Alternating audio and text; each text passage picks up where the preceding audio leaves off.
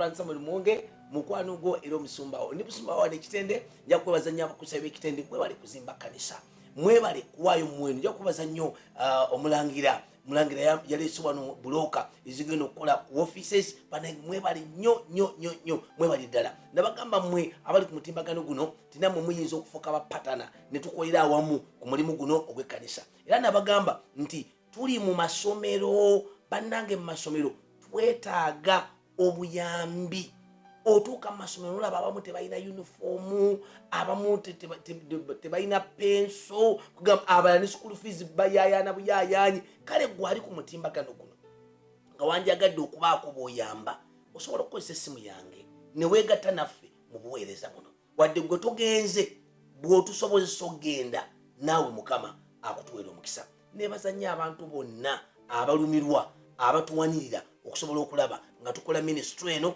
y'amasomero amangi ennyo ddala mukama abampeera ennyo nnyo ddala omukisa olwaleero lwa mukaaga nja kwogera ku mutwe ogubonyaabonya abantu speaking in tongues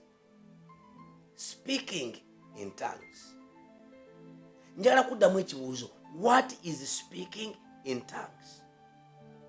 Paul showed that there were different sorts of speaking in tongues. Bw'osoba Bakolinso ekyolubereberye 12:28 Pawulo alaga nti waliwo engeri nnyingi ez'okwogera various kinds of tongues. Here is one sort, an account gy'olina okumanya which one Christian has given experience. I asked the Lord to give me the gift of tongues and I opened my mouth. After giving a little cough, I had myself speaking in a language that was not my own. My mind was clear and was in control of what was happening. And God seemed closer than I had ever been or seen him. I felt free and full of joy. It was as if the whole of me was rising up in worship as I spoke. We note that this sort of speaking is not like a confused speech of someone who is mentally ill. It is more like another language, but there is no word such as this that can be translated properly. The Greek word which Paul used is translated in the RSV as speaking in tongues. Chapter 14, verse number 2. All 14, verse 5. Njala kugamba mwana wa mukama gwandaba abantu boogera ennimi newankubadde oluusi bazipangapanga ne bajobojja bujobozi naye ennimi kya bwakatonda kiki ekireetera abantu okwogera mu nnimi. According to Paul, it comes from God the Holy Spirit. To one is given through the Spirit various kinds of tongues. Chapter 12, verse 8 to 10. Though it does not usually happen unless a Christian is wanting it to happen. But not all speech in tongues is given by God.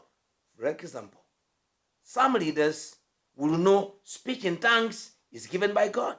Njala kugamba mukwano gwange gwandaba. Other people of other regions speak in tongues while taking part in wrongdoing. Nga bwe tusoma Bakolinso ekyolubereberye 12:3 tusoma ebigambo bino. Njagala mukwano gwange gwe okitegeere bulungi.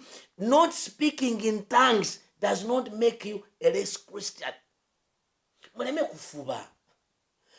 kufuba. When you don't speak in tongues, it doesn't make you a less Christian. Katonda akuwadde ebirabo ebyenjawulo ekisinga obunene kwagala. Oyinza okufuba ennyo mu biro bino ebyekisiibo okukolerera ennyo embala y'okwagala okusinga okwogera mu nnimi. According to Acts chapter 2, Christians spoke in tongues on the day of Pentecost, though it is not clear whether it was the 120 brethren in Acts 1:15 or only the 12 in Acts 2:14.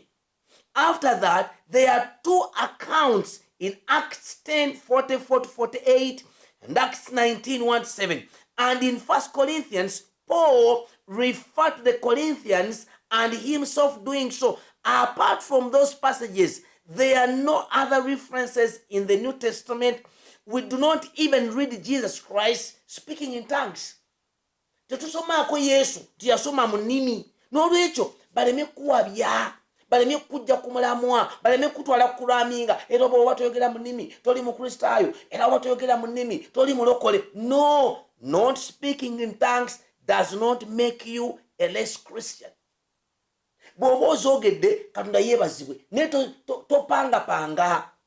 topangapanga kulowooza nti oli wakabi. Now in the 1st and 2nd centuries AD, speaking in tongues was quite common. Probably there have always been some Christians who have spoken in tongues. The practice seems to appear when the regular worship of the church has become formal and stiff. Indeed, it often happens at times of revival. Today, there are Christians speaking in tongues both in churches, Pentecostal churches, Anglican churches, Catholic churches, everywhere. Nolwekyo totya nnyo abantu okwogera ennimi kya bwa Katonda. Mukama yazigaba. Bw'aba tazikuwadde tekikufuula atali mukristaayo, tekikufuula nti gwe wannyogoga. Bw'oba ozoogedde zikozese olw'okuzimba. Bakolinso ekyolubereberye 13. Bakolinso ekyolubereberye 13 agamba bw'ati, naye kaakano waliwo ebintu bisatu: okukkiriza, okusuubira, okwagala, n'ekwe byonna ebisatu ekisinga obukulu kwagala. Bwe njogera n'ennimi ez'abantu n'ez'abamalayika naye nga sina kwagala, mba nfuuse ekikoma ekisaala. Kati njagala kusaba mukwano gwange okwogera mu nnimi ate ng'ovuma abalala, okwogera mu nnimi ng'okyawa abalala, okwogera mu nnimi ng'osonga mbalala engalo, okwogera mu nnimi ng'olowooza gwe olinganga Yesu oba asisitandi Mwoyo Mutukuvu, then olinganga ekidongo oba ekigoma ekireekaana obuleekaanyi. Nkukubiza mwana wa Mukama okwogera mu nnimi nga bwe tulaba ku Pentecost nti n'abantu abaali bayitawo basobola okubitegeera ne babivuunula. Kye weetaaga mukwano gwange kwagala, embala ey'okwagala okubeera mu ggwe.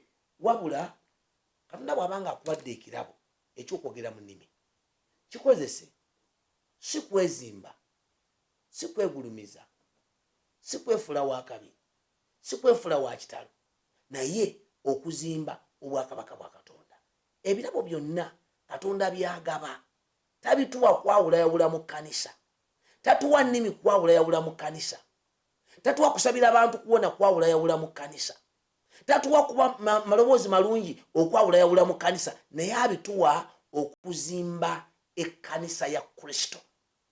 Kozesa ekirabo kyakuwadde, oba kwogera mu nnimi, oba kusaba, oba kuyimba, to build, not to destroy. Nkwagaliza olunaku olungi, kangende mu nnimiro musibe bulungi,